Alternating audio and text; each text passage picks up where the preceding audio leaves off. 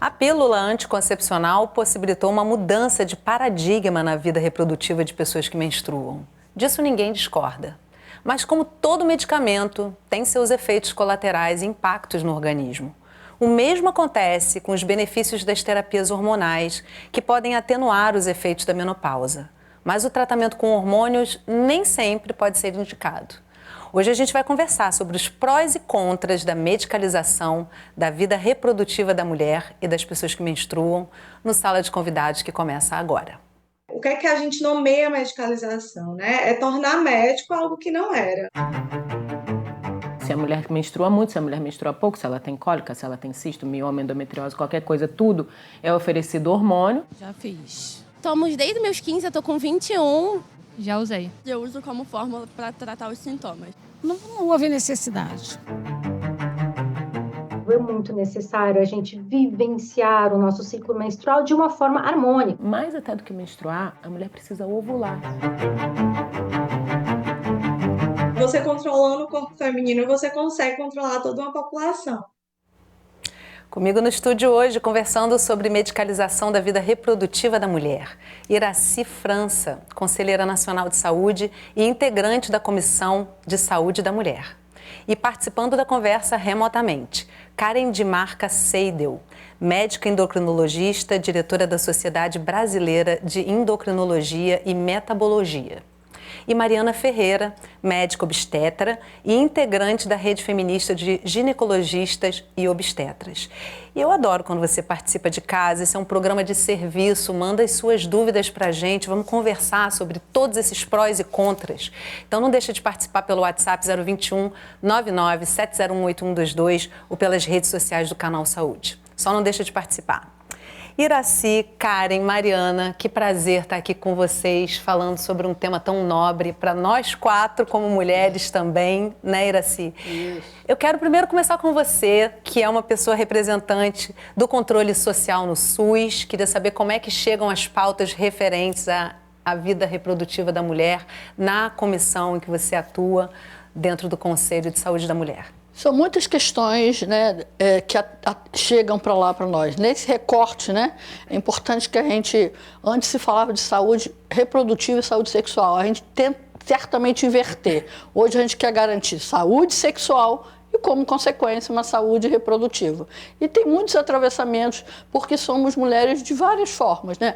Temos as mulheres com alguma limitação de deficiência, temos as mulheres ribeirinhas, temos as mulheres indígenas. As mulheres ribeirinhas, em particular, me causou assim, uma preocupação, porque são mulheres, muitas vezes as marisqueiras, por exemplo, que estão grande parte do seu tempo de trabalho com os pés na água. Então, são várias questões que atravessam.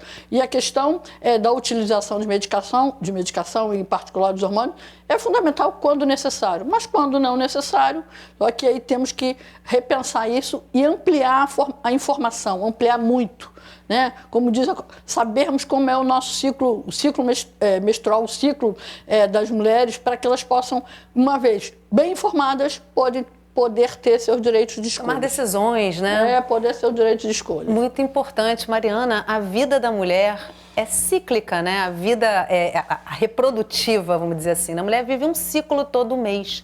Qual é a importância da gente respeitar esse ciclo, né? E a partir desse conhecimento sobre ele, buscar viver com saúde e também tendo seus direitos reprodutivos da melhor maneira possível?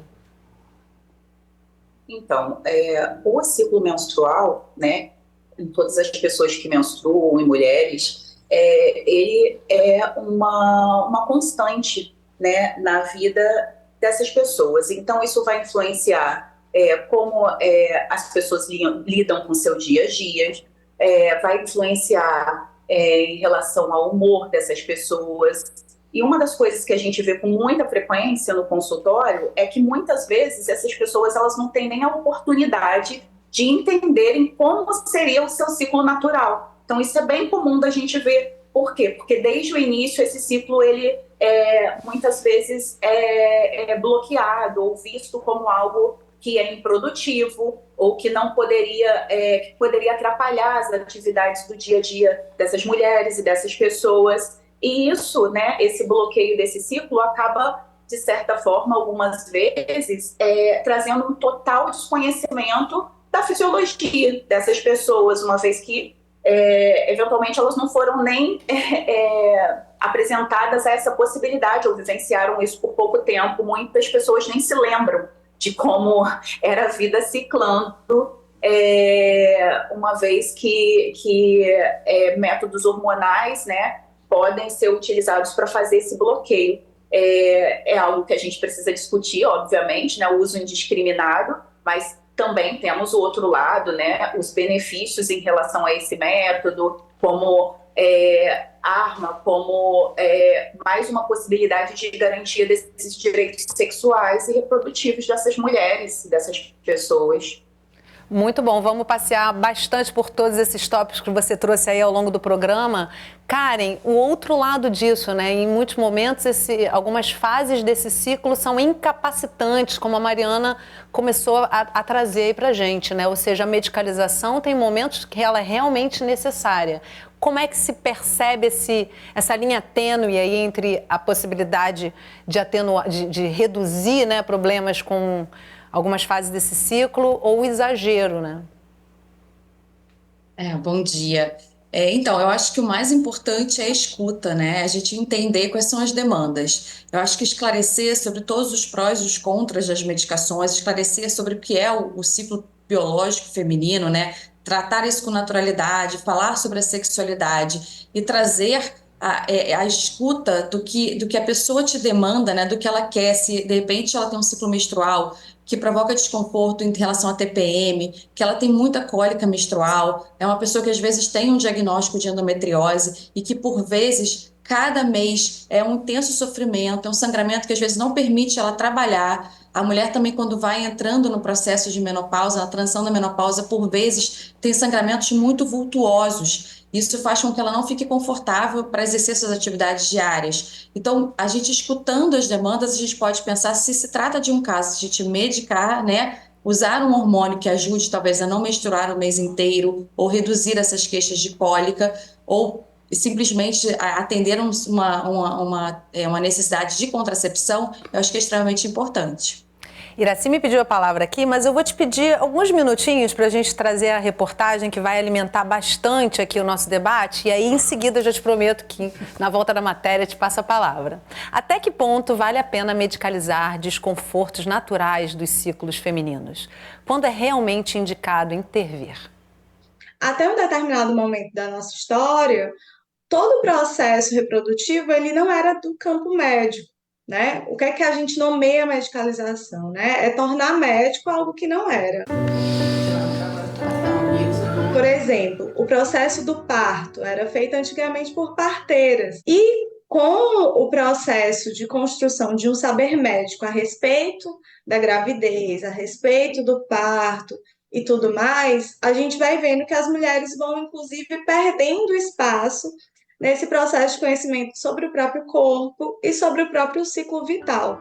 A Juliana é autora do artigo Consulte seu médico, Hormônios e Medicalização da Sexualidade. O uso de hormônios ao longo da vida da mulher, seja na adolescência, com o início da menstruação, ou na fase adulta, com a menopausa, despertou o interesse da reflexão pela temática. Por que isso acontece? Desde quando? Quais são as consequências? Esse processo da medicalização, ela vem, né, desde do século XVIII, e ela vai se intensificando com o processo da farmacologia. A Bel Said é ginecologista natural. Eu conversei com ela para entender melhor sobre esse processo da medicalização. Os hormônios, eles estão sendo utilizados em todas as fases da vida da mulher, né? Isso é uma coisa bem curiosa para a gente observar e questionar e falar, nossa, como assim, né? Tá certo isso? Porque muitas vezes eles são oferecidos para meninas muito jovens, muitas vezes que nem iniciaram a atividade sexual ainda, por causa de irregularidade menstrual, por causa de acne. E na vida adulta, que a maior parte da vida da mulher é oferecido por causa de contracepção, e para resolver, né, toda e qualquer questão que envolva o ciclo menstrual, se a mulher menstrua muito, se a mulher menstrua pouco, se ela tem cólica, se ela tem cisto, mioma, endometriose, qualquer coisa, tudo é oferecido hormônio. Substâncias que bloqueiam o ciclo menstrual. A endocrinologia da mulher, o funcionamento hormonal da mulher funciona em ciclos. A mulher precisa, mais até do que menstruar, a menstruação é uma consequência, a mulher precisa ovular. A ovulação tem uma função ali biológica, na produção hormonal, no sistema imune, na função endometrial. Isso em longo prazo, em médio e longo prazo, traz graves consequências para a saúde da mulher, de questões de infertilidade, de menopausa precoce, questões imunológicas, né?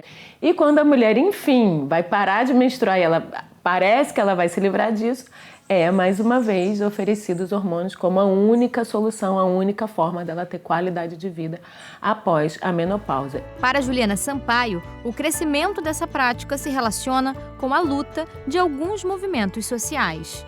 Mas vamos pensar, por exemplo, na pílula anticoncepcional, né? A pílula anticoncepcional teve um efeito gigantesco na vida das mulheres, porque, de certa forma, ela poderia agora desprender o sexo, né, a atividade sexual da atividade reprodutiva.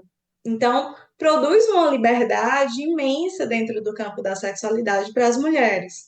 Então, o movimento dos direitos sexuais, dos direitos reprodutivos, né, que estão juntos com o movimento feminista e com o movimento LGBT, ele traz, então, essa possibilidade, né, essa substância, de certa forma, não a medicalização, mas o uso dessa substância, dependendo da maneira como ela seja usada, ela pode trazer uma série de garantias de direitos reprodutivos para várias mulheres, por exemplo, que não conseguem negociar o uso do preservativo com o parceiro. Só que com o passar do tempo, o exagero do uso de hormônios ao longo da vida da mulher tem se tornado questionável.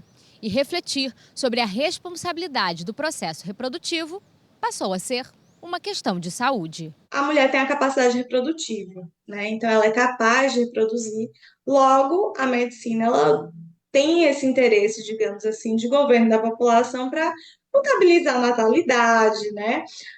Você controlando o corpo feminino, você consegue controlar toda uma população.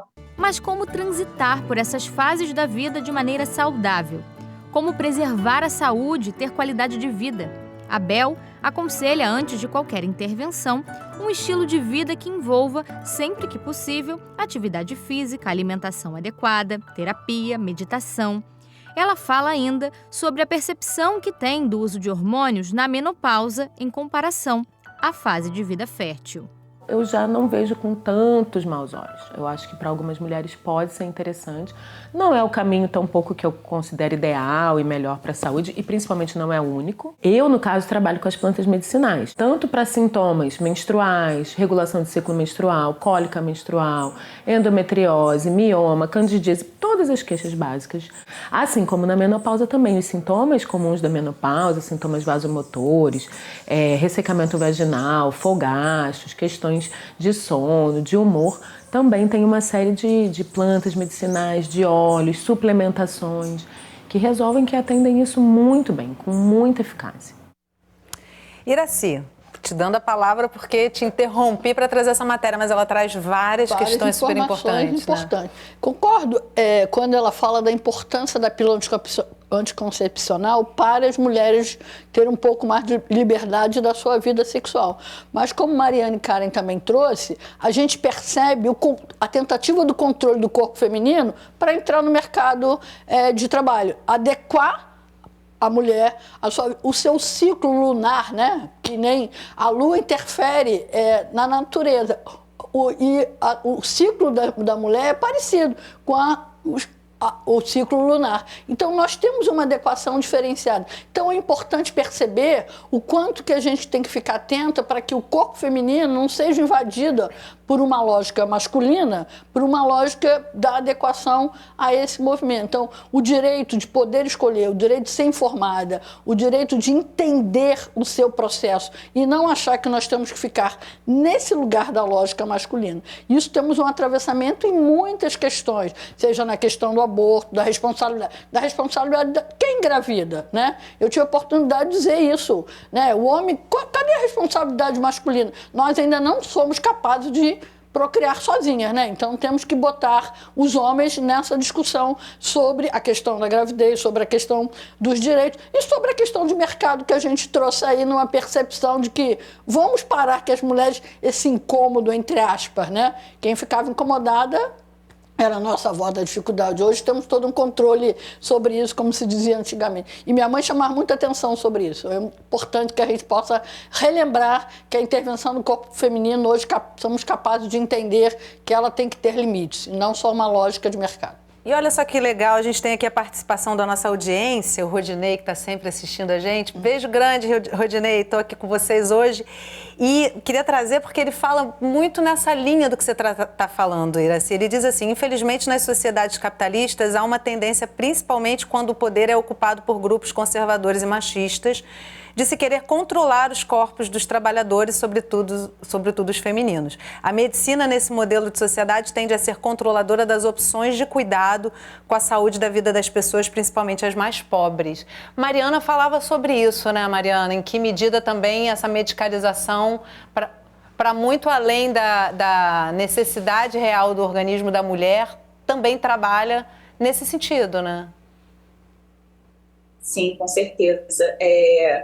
Às vezes, né, o uso da pílula, né, como um método para controle em relação a várias questões em que a gente poderia abordar de uma forma mais ampla, acaba se tornando uma alternativa, de certa forma, né, muito simplista, que não vai atender de forma integral aquela pessoa, não vai capacitar, fazer com que essa pessoa ela tenha autonomia para ter uma escolha consciente se realmente, enfim, mulheres, né, mulheres e pessoas que menstruam são pessoas cíclicas, então elas vão passar por momentos, né, momentos, eu sempre brinco sobre isso no consultório, né, com as pacientes, com as pessoas que eu atendo, que a gente passa por aquele momento de empolgação do ciclo, que você tá mais animada para fazer as suas atividades, mas também tem aqueles momentos que a gente está mais voltado para dentro, é aquele momento que você vai querer ficar mais quietinha, vai querer ficar mais em casa. Às vezes só essa informação já é o suficiente para que a pessoa possa entender que aquilo faz parte do ciclo dela e não necessariamente ela precisa intervir ali usando uma medicação ou enfim. Quando existe a possibilidade, até, né, quando é necessário, existem outras formas também, né, de uma forma mais ampla em relação à saúde, né, de ajudar em todo esse processo. Então, essa escolha consciente, acho que é o melhor caminho. E sim, podem haver casos em que as pessoas vão optar por isso, mas elas devem ser apresentadas alternativas, ao entendimento em relação a cada fase do ciclo, porque às vezes é só uma questão de entendimento mesmo. Isso acontece, isso é comum para as pessoas que ciclam e fica tudo bem, sabe? Acho que é mais ou menos por aí. Karen, agora falando sobre a real necessidade da utilização de medicalizações hormonais, né, como no caso da pílula anticoncepcional. Vamos começar pela pílula anticoncepcional. Ela tem alguns efeitos colaterais e não é indicada para todas as mulheres. Eu queria que você brevemente trouxesse para quem ela é indicada e quais são os efeitos colaterais, porque mesmo para quem ela é indicada, ela tem reações no corpo a curto, médio e longo prazo, certo? Bom, a principal indicação da pílula é contraceptiva, né? Então, assim, para aquelas pessoas que no seu planejamento familiar não cabe naquele momento, não desejam ter filhos, ou naquele momento não cabe aumentar a sua família, né? Então, é para planejamento familiar realmente. Então, é contraceptivo. A gente tem outras indicações, como eu já mencionei um pouco antes, mas eu vou explicar um pouquinho melhor. Então, assim, tem alguns casos, por exemplo, na síndrome dos ovários policísticos, em que a pessoa tem irregularidade menstrual, em que ela, às vezes, tem manifestações por conta de um excesso de produção de hormônios chamados androgênios, ou seja, eles acabam estimulando o crescimento de pelos, queda de cabelo, às vezes um aumento de peso, espinhas.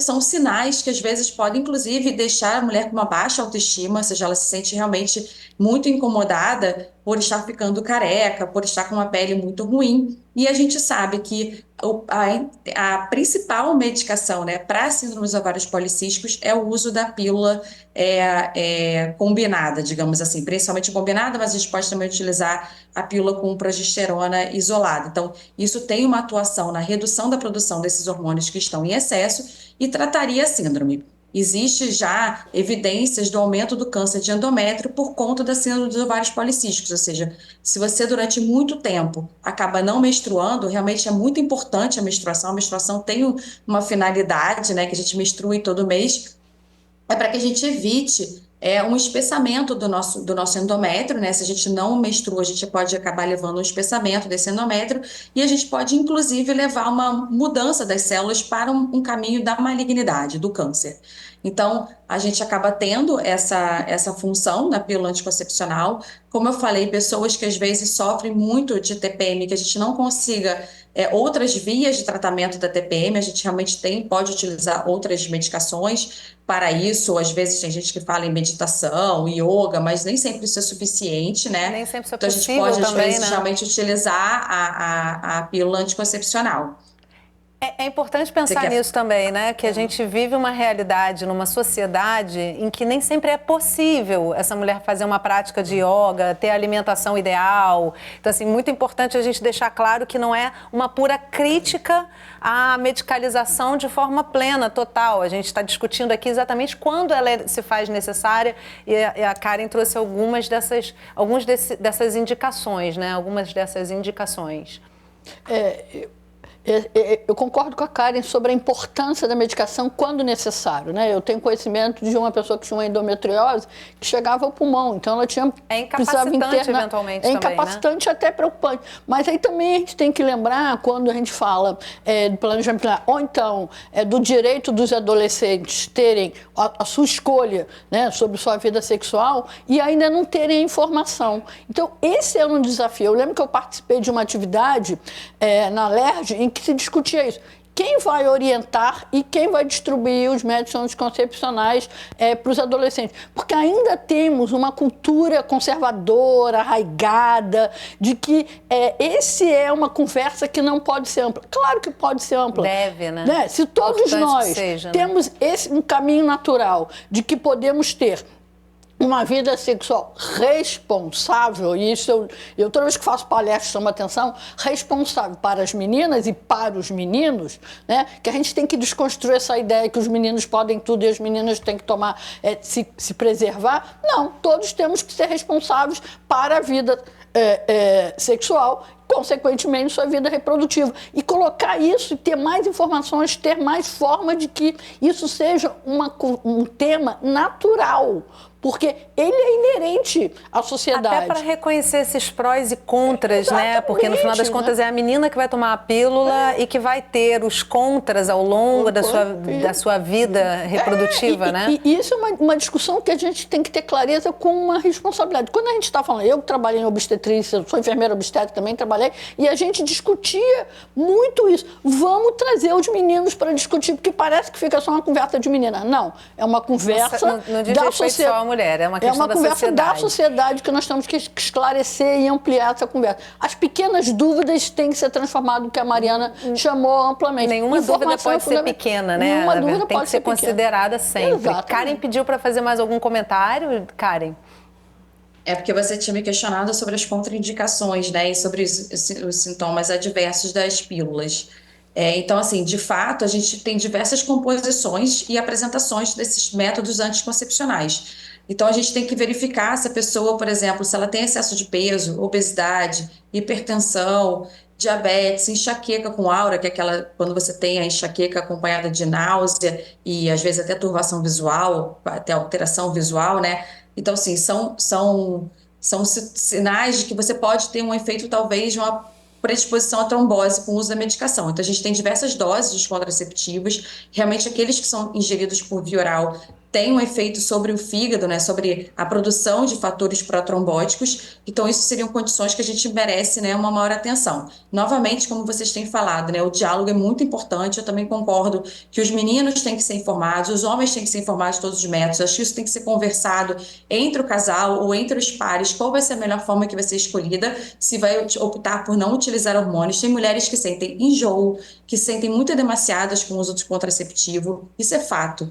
Então, a gente tem que entender também que às vezes a gente prescreve e a pessoa fala, olha, eu não tolero nenhum deles. Então, assim, é um planejamento que aí talvez vai ser conversado, olha, então ele vai utilizar a camisinha, né? A gente vai poder ter outras formas de apresentação para que a gente consiga adequar, personalizar o que a pessoa pode e não pode. Então, eu acho que assim, seriam as principais contraindicações. Né? Tem que ser olhado caso a caso, né? Caso a caso. Super importante, Karen. Mariana quer comentar?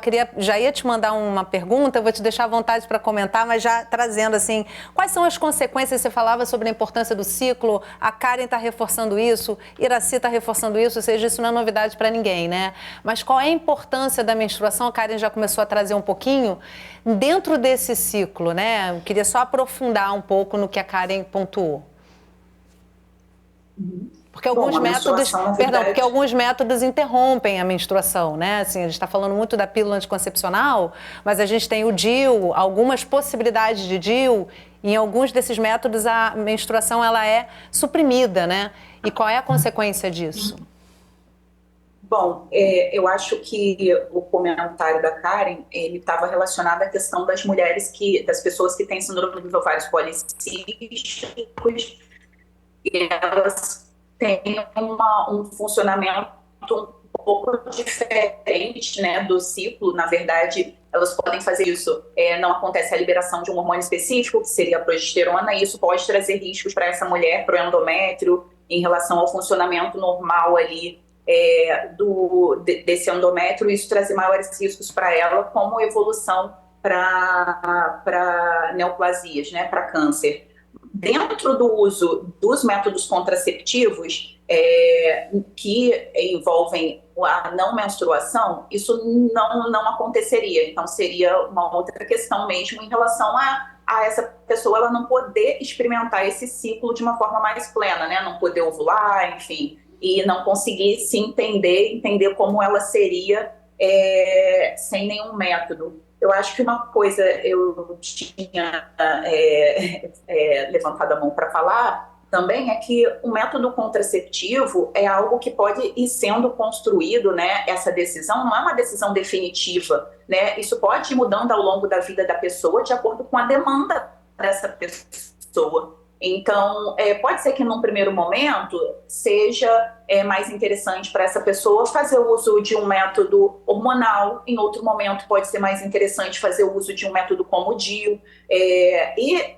A escolha desse método, eu acho que tem que passar pelo entendimento, de fato, né, de todas as possibilidades que essas pessoas têm, né, de usar, claro, excluindo aquelas situações em que existe contraindicação a um método específico, mas isso pode ser sendo revisto ao longo da vida. Então, não necessariamente se você começa fazendo uso de pílula, porque foi a situação mais fácil para a pessoa naquele momento, depois ela pode evoluir para outro método, enfim. Isso é possível também de acordo com a sua adaptação, né? Mas acho que a chave de fato, o conhecimento, porque temos vários outros e o que parece é que o uso de um método hormonal, como pílula, por exemplo, é algo que é um único caminho. E não, temos muitos outros caminhos, né? Muitos caminhos, muitos métodos com eficácias muito boas, inclusive, e que cumprem seu papel e que podem fazer com que essas pessoas se conheçam. Então, oferecer alternativas mesmo e discutir com essas pessoas, né, sobre as possibilidades que elas têm. Eu preciso interromper nossa conversa rapidinho para fazer um intervalo e no próximo bloco vamos ouvir a experiência de algumas mulheres no centro do Rio. A gente volta já, não sai daí.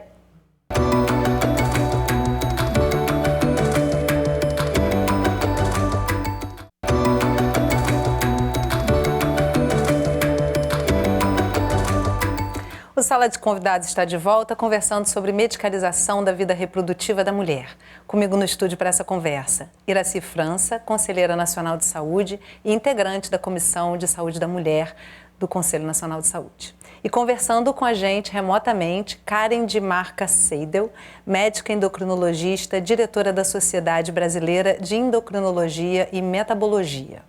E Mariana Ferreira, médica obstetra e integrante da rede feminista de ginecologistas e obstetras. E você que ainda não participou do programa de hoje, manda aí suas perguntas, seus comentários, tira suas dúvidas pelo 021 99 701 8122 ou pelas redes sociais do Canal Saúde. A repórter Juliana Duarte foi com a nossa equipe de reportagem às ruas do Rio de Janeiro para ouvir algumas experiências a respeito da medicalização da saúde reprodutiva da mulher. Nesse debate sobre a utilização de hormônios em fases naturais da vida de pessoas que menstruam, o que será que os brasileiros pensam sobre a medicalização da vida reprodutiva dessas pessoas? Adriana, você já entrou na menopausa? Já, desde os 49 anos. Tá com quantos anos? 52. Você fez ou faz reposição hormonal? Não, porque eu tenho tireoide. Mas se não fosse isso, você gostaria de ter feito ou gostaria de fazer? Sim. Por quê? Para passar essa menopausa, esse calorão que eu sinto. Quais são os sintomas que você sente? Estresse, né? Eu fico com muito estresse. Não durmo à noite, eu passo a noite quase toda acordando. E faz atividade física? Não. Se alimenta bem? Mais ou menos. Já fiz. E você, como é que você ficou com a reposição hormonal? Sentiu algum efeito colateral? Foi ótimo. Inclusive, eu preciso ver isso de novo, fazer novamente. Parei por conta própria. Mas aí eu sinto os calores, sabe? Não houve necessidade. Você sentiu alguma coisa quando entrou na menopausa? As pessoas falam de calores. Você sentiu alguma coisa assim? Não assim nada de muito anormal, não. Para mim foi normal. Você já fez uso ou usa pílula hormonal? Já usei. Por quê? Pra não engravidar. Já. Por quê? Porque eu tenho endometriose e eu uso como fórmula para tratar os sintomas. Uso sim. O que você usa? Eu tomo injeção. Você sabe qual que é o hormônio? Não, deveria saber. Você usa por quê? Para não correr risco de engravidar. Óbvio que também não é só isso, a gente tem que se proteger, a camisinha, né? Foi orientada por alguém? Ouviu na internet?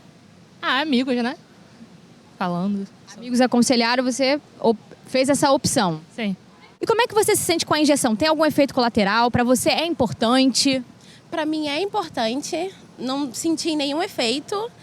Tomo desde meus 15, eu tô com 21. Faço todo o acompanhamento, tudo direitinho. Com a Priscila Elias, a história foi outra. Também começou a tomar pílula muito cedo para não engravidar. Não sabia nada o que poderia acontecer ou não sabia nada sobre o meu ciclo menstrual, quando que eu sou fértil, quando que eu não sou fértil. Só que alguns meses depois de tomar a pílula, a Priscila engravidou. Ela explica que sentia náuseas com a medicação e que provavelmente num desses episódios não absorveu as substâncias. Depois do nascimento do filho, recorreu a outros métodos contraceptivos, injeção, adesivo, utilizou o DIU por mais de 10 anos. E eu realmente achava que ele era o ideal para mim. Uma menina que tinha sofrido muito com ciclo menstrual, né? Uma menina muito insegura, achando que poderia engravidar a qualquer momento, se sentia muito, muito mais segura com um dispositivo interno que bloqueava ainda a ovulação e a própria menstruação. Só que aos 27 anos começou a apresentar diversos problemas de saúde. Depressão, ansiedade, pânico, baixa imunidade, desbiose intestinal, entre outros. Eu estava com os hormônios completamente desregulados. Eu fui numa médica, que é uma médica muito boa, uma médica que trabalha com medicina preventiva, integrativa. E ela chegou para mim e disse, olha, Pri, para eu poder realmente te tratar, você precisa voltar a menstruar. E aquilo foi um choque para mim. E o medo de engravidar e todos os medos que eu já tinha vivenciado antes. Relatei isso para ela e ela falou assim, Pri, procura mais informações sobre isso. Não é bem assim, você não pode engravidar a qualquer momento. Ela conta que então foi atrás de se conhecer. E aí que tudo mudou. E aí que eu vi que realmente, para a mulher ser saudável, é muito necessário a gente vivenciar o nosso ciclo menstrual de uma forma harmônica. Priscila passou a cuidar mais da sua saúde. Atualmente não faz mais uso de antidepressivos e usa a própria história como propósito de vida. E por atender já mulheres há muitos anos também, o que eu vejo é esse exagero, né, dessa medicalização com a mulher, como se ela não tivesse a competência e a capacidade de cuidar de sua própria saúde. E isso é um problema sério. Por que não educar as mulheres em relação ao seu ciclo menstrual? Por que não passar informações sobre como que a gente pode amenizar cólicas, desconfortos, TPM? Por que não passar uma educação? Por que a gente precisa sempre pensar num remédio como uma possível solução que não vai ser uma solução, que ele vai trazer muitos efeitos colaterais? Mas muitas vezes essas mulheres não são nem sequer informadas sobre esses efeitos colaterais, assim como eu não fui bem informada. Iracy, ouvindo esses depoimentos todos, me veio uma sensação assim de que são de 30 a 40 anos da vida da mulher, em que ela vai passar por tudo aquilo, né? A gente tem aí várias faixas etárias de mulheres fazendo seus comentários, né? E aí eu queria que você observasse um pouco isso, trouxesse seus comentários sobre isso, mas também trazendo a informação de que você é enfermeira obstétrica também, vivenciou isso ali na ponta, né, no atendimento. Como é que essas histórias passavam por você? De várias formas. É interessante chamar a atenção, como ela chama a atenção, a importância da informação, a importância de que todas as pessoas, como eu já disse, tenham acesso a essa informação. As meninas, os homens, as mulheres, para que isso possa ser conversado, trazido. Por exemplo, não se falou sobre o método de barreira. E a gente tem hoje a camisinha feminina, que ainda é pouco divulgada. Já tem até uma comissão para se discutir de novo a política Nacional de Saúde das Mulheres, que está completando 20 anos, para atualizar isso e trazer essas questões. E, de novo, você percebe que todas as mulheres ficam muito preocupadas com a sua gravidez. E aí acabam utilizando informações de vizinhos, de amigos, para essa troca. Nós tínhamos muitas questões na obstetrícia sobre as gravidezes indesejáveis, que aí tem um outro tema aí que eu já disse também sobre a questão do aborto, quanto que é complexo. E temos a importância e a preocupação para todas as mulheres de terem acesso à informação, acesso ao método anticoncepcionais.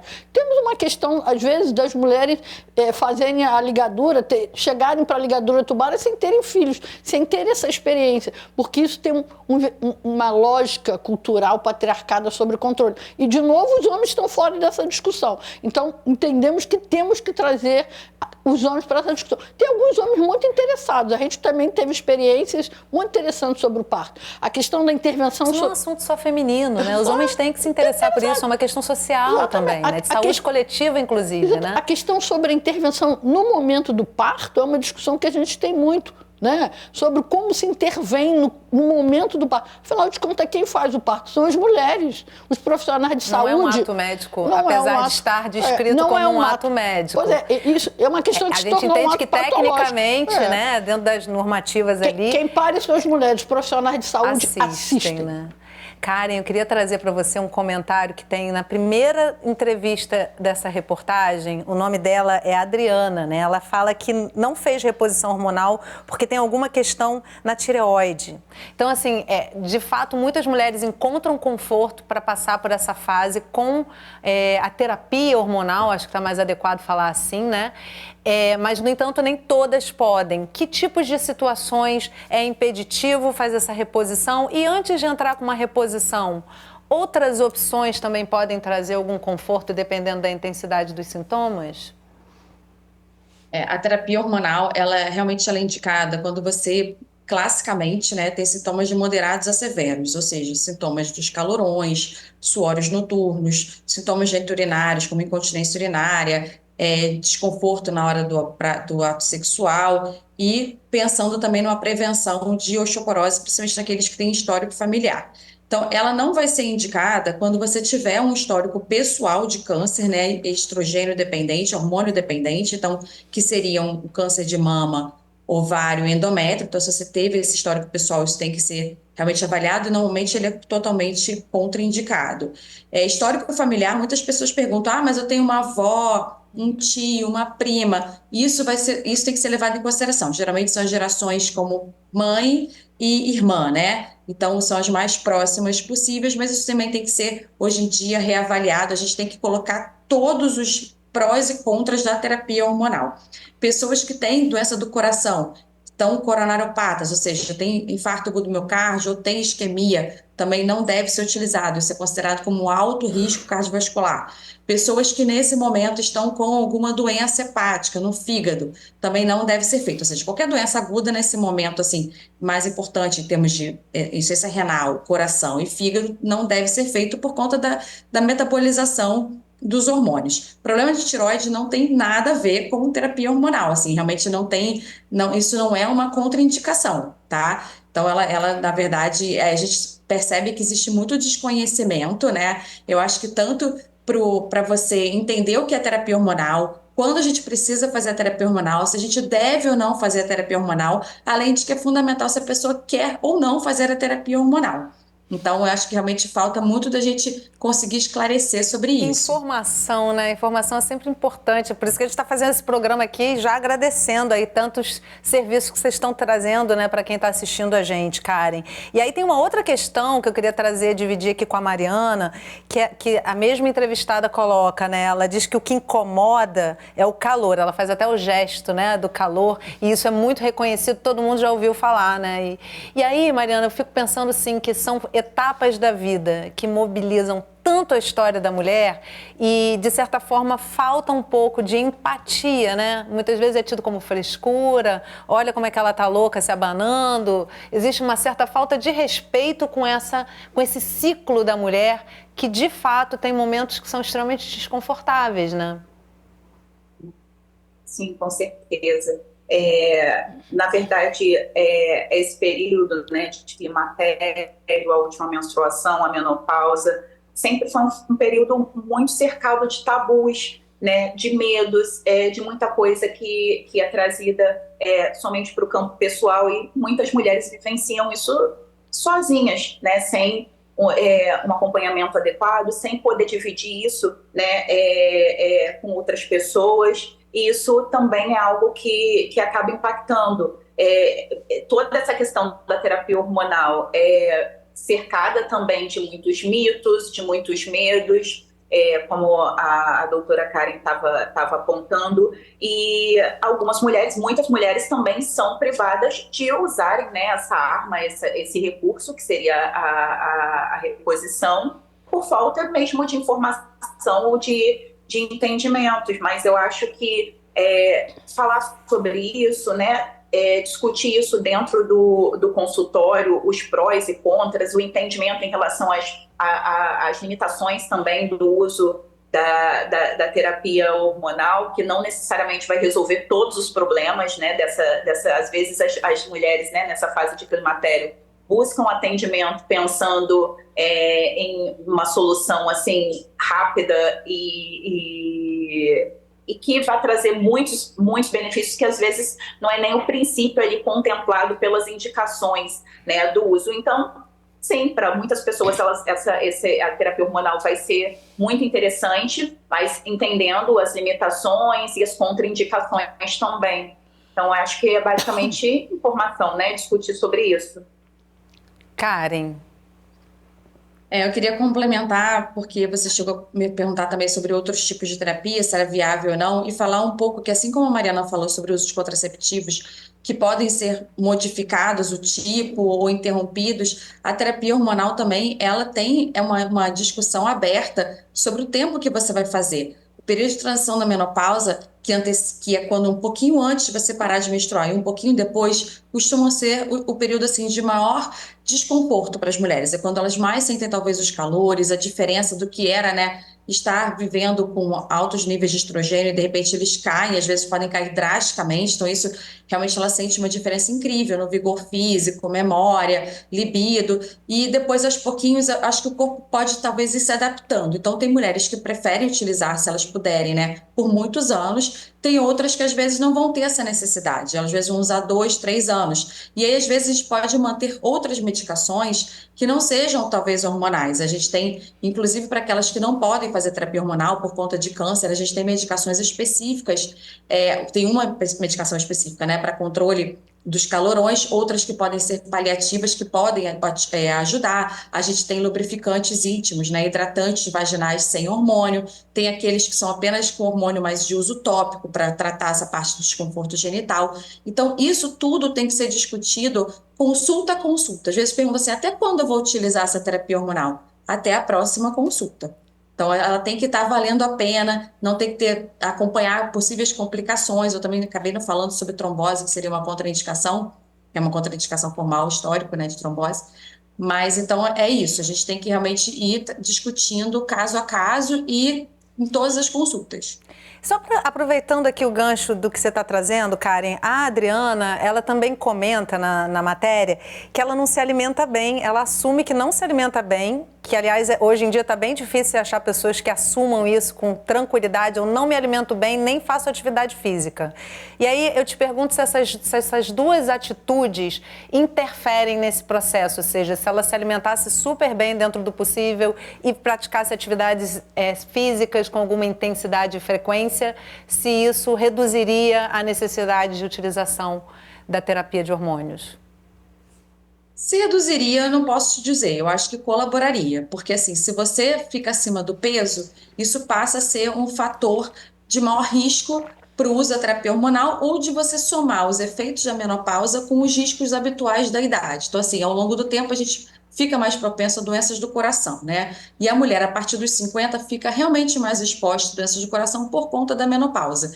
Então, se você mantiver os hábitos de vida de fumar, alimentação rica em ultraprocessados, ricos em sódio, gorduras, açúcares, não praticar atividade física, você só está somando fatores de risco. E aí você pode passar a não ser mais candidata a usar terapia hormonal, por você estar com obesidade, talvez, ou simplesmente somar vários fatores que possam piorar. Eu não acho que talvez isso possa prevenir, mas de repente uma pessoa, por exemplo, que não tenha sintomas de fogacho, ela esteja como no caso que foi apresentado aqui, que falou que nem sentiu que entrou na menopausa. Que ótimo, pode ser que você não venha precisar realmente fazer terapia hormonal. Mas como é que está o seu cuidado em relação à massa óssea, né? A prevenção de osteoporose e osteopenia. Você tem uma alimentação rica em cálcio, ou seja, você come leite, toma leite, come queijo, pratica atividade física de resistência para proteger sua massa óssea, para que você não tenha osteoporose e aí levar uma fratura. As fraturas são altamente incapacitantes. Imagina uma fratura aos 80 anos. Isso faz com que você fique acamado.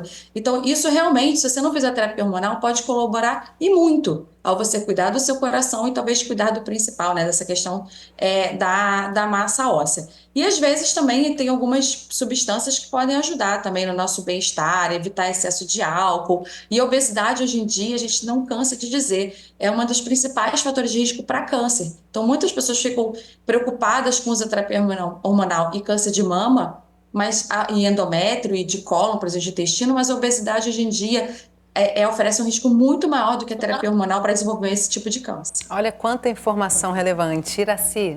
É importante o que a Karen está trazendo sobre a questão da individualidade do tratamento. E aí, pensando numa sociedade, no coletivo, na porta de entrada da atenção básica, o quanto que é importante a gente trazer essa discussão para várias rodas de conversa, seja onde quer que elas possam acontecer, na atenção básica, na reunião entre amigos, na associação de moradores, na igreja. Incluindo as pessoas trans. Excluindo as pessoas. É importante hoje falar disso, né? A discussão de grupos, né? Porque a gente tem vários grupos de mulheres distintos. A questão do olhar sobre os preconceitos, a questão do racismo, várias questões que envolvem as mulheres para além da sua questão sexual, mas que isso possa trazer como questões e que sejamos atentos para esse olhar da individualidade para quem tem uma questão de saúde diferenciada, né? Eu, por exemplo, não fiz o uso de hormônios, até porque minhas duas irmãs mais velhas tinham câncer, mas eu não fiz.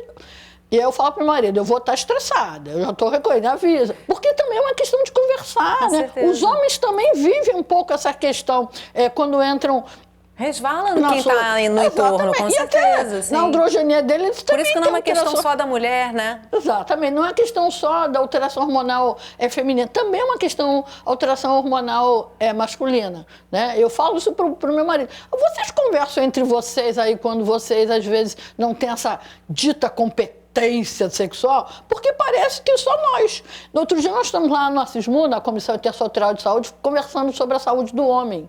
E eu vi assim, depoimento interessantíssimo. E ele falou assim, o único sentimento que o homem é capaz de expressar é a raiva. Olha que coisa interessante. Porque os homens não conseguem, muitas vezes, conversar. Só querem falar sobre as vantagens, né? Eu adoro futebol, gente. Mas dá para conversar sobre outras coisas com eles. Então é importante Você já rende, assim, outros programas pra gente. Eu estou só anotando aqui na minha cabeça alguns programas que a gente pode falar sobre isso, né? Discussões, né? Para que os homens sejam... A sociedade é feita... diálogo, né, Iracy? A sociedade é feita de cidadãos e cidadãs corresponsáveis na organização da mesma. Né? Com certeza. Bom, a gente está caminhando para o finalzinho do programa. Mariana, eu queria te ouvir um pouquinho sobre mensagens que você gostaria de deixar para quem está assistindo a gente a respeito desse cuidado com os ciclos da vida da mulher, com os momentos, com as fases. O que você acha importante deixar para quem está assistindo? Para as pessoas que menstruam em especial, né? As pessoas que têm útero em especial, né? Então, acho que o mais importante, né, em relação, né, quer seja a busca por um método contraceptivo ou em fase de climatério, né, para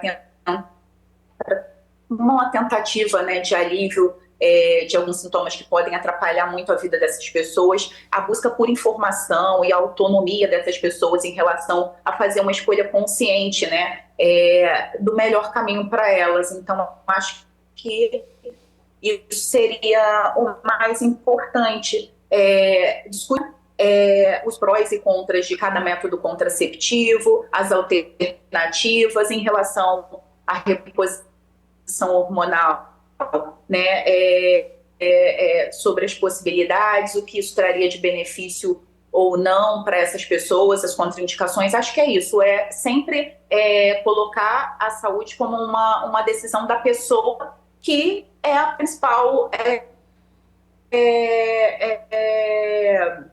que é a principal interessada nesse sentido. Quem está vivendo, né, isso na pele, né? Essa pessoa para tomar as melhores decisões. Claro, obviamente, muito. A nossa conexão está bem ruim, Mariana. A gente está te ouvindo bem picotadinho. Quero pedir desculpa para quem está em casa. A nossa conexão com a Mariana está falhando um pouquinho, mas acho que deu para captar aqui o que ela está trazendo, né? E Karen, queria também trazer para você essas palavras finais aí, o que você acha importante. Você já trouxe, né, uma questão que eu acho que é fundamental, que é informação. Para cada indivíduo é importante que haja a informação individualizada, né? O que mais que você acha que é importante deixar para quem está em casa assistindo a gente, enquanto serviço de orientação aí nessa vivência da mulher?